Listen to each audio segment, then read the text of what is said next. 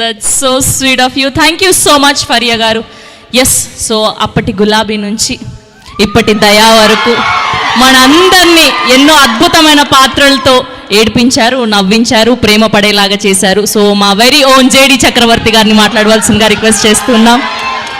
Hello అండి, hi.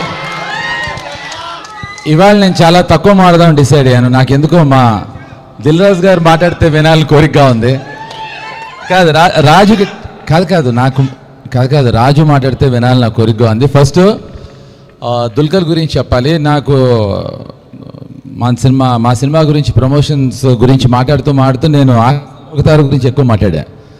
అతను చేసిన సినిమా పవన్ సాధినేని డైరెక్షన్లో I think it's one of the greatest films. Anyway, coming back to this, Raju and జీ వాళ్ళు రావటం అనేది నాకు తెలిసి మా ప్రొడ్యూసర్స్కి దట్స్ అ బిగ్గెస్ట్ అసెట్.